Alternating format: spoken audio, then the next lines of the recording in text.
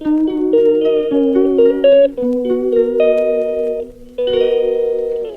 everybody, it's Marsha from Kansas Misfit, and it's what am I cooking today?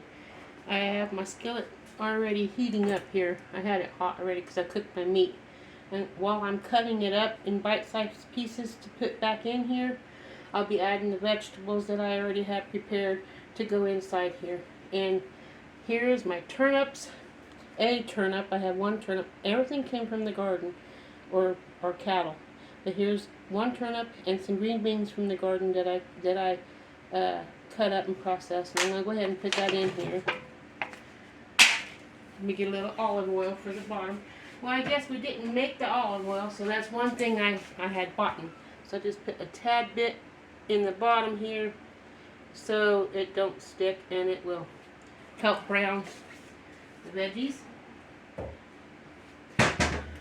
I got the turnips in here. Here's some potatoes I just dug up from the garden. Some nice red potatoes that we dug up. I'll put that in here. And let this cook a little bit while I get my meat cut up. And put a little bit of complete sauce. I don't have very much left. That's all going in here for a little flavor, seasoning. In fact, that's gone. Time to buy more. Note to self. I also have some lemon pepper that I'm going to put in here that we have for seasoning. I'll sprinkle some of that lemon pepper on top of that.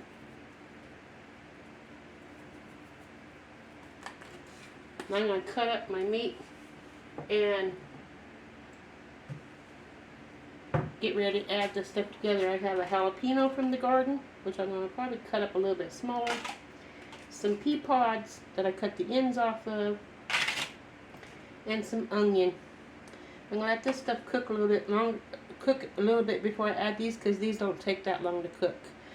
I'm going to push pause while I cut my meat up. I got a green bean in here already. I guess I already had green beans in here.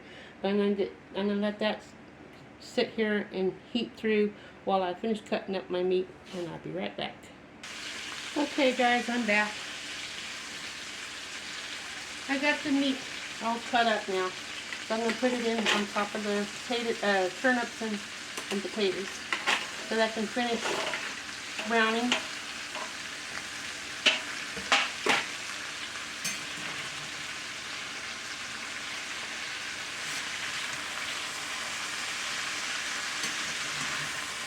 And just recently, well, I don't know if it's the 22nd or the 25th, but my daughter and her husband got evicted from their home, and they have no place to live, so we're letting them pitch a tent out in our trees, in our woods area down by the river, so they have access to fishing and a place to live and a little privacy.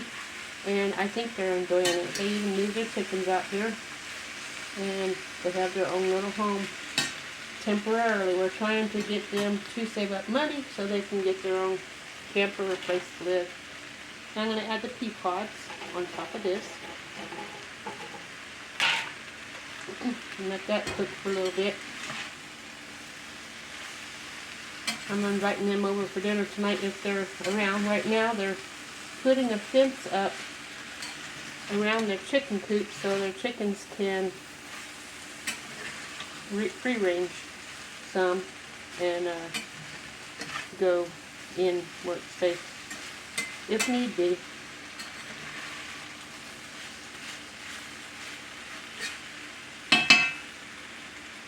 Let that cook a little bit. All I have left is onions and jalapeno. I'm going to cut this jalapeno up just a little bit smaller because that's kind of big. So let me cut that up real quick here. I should have put gloves on. I know I should have put gloves on so I could smell the heat through just smelling the pepper, how hot it is. And I never in my life have seen yellow jalapenos. I always thought they were green and then turn red. This is a yellow one, so it must not be completely hot because it's not properly grown to coolness than it's supposed to be, but I picked it. So I thought it might have been banana pepper, but I can smell the heat through it, so it must not be banana peppers. Got this jalapeno all cut up now. It's a lot smaller, as you can see. I'm going to sprinkle that over on top of this. And I'm going to wash my hands so I can get the jalapeno off of my fingers, because I don't want to rub my eyes and hurt myself. Let's get that off.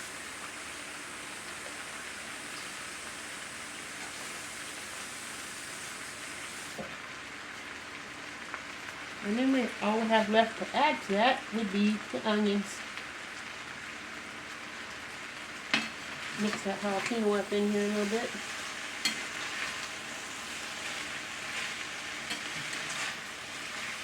And all this came from our land. The beef came from one of the cows that our family raises. And everything else came from the garden. We add this onion.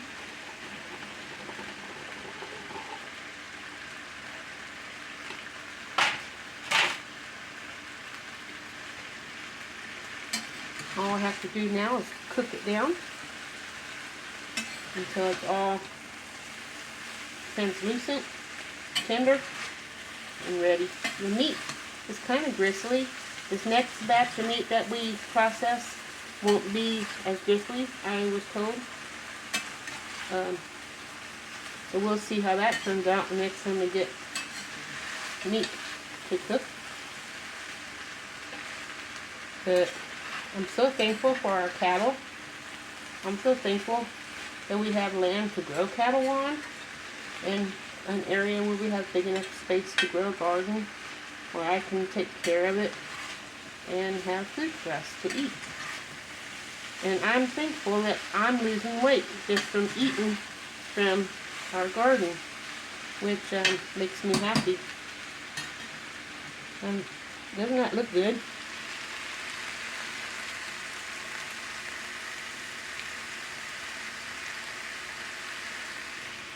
So, my husband wants me to make a cheesecake, a cherry cheesecake, which I'll be making for dessert. It has to be in the refrigerator for 2 hours before I can eat it. So when this is done, I'll start that. But that's not going to be on video. So I hope you enjoyed this. I hope you like what we're having for dinner tonight. If you do, smash the like button. Share this with your friends so they can learn a fast and easy way of making something that's healthy and not too fattening for them. And they can enjoy a nice home-cooked meal, whether they don't have a home or not, or whether they do. And I want you to know God loves you, and so do I. And I'll see you next Wednesday with another cooking video. Have a wonderful day. Ta-ta!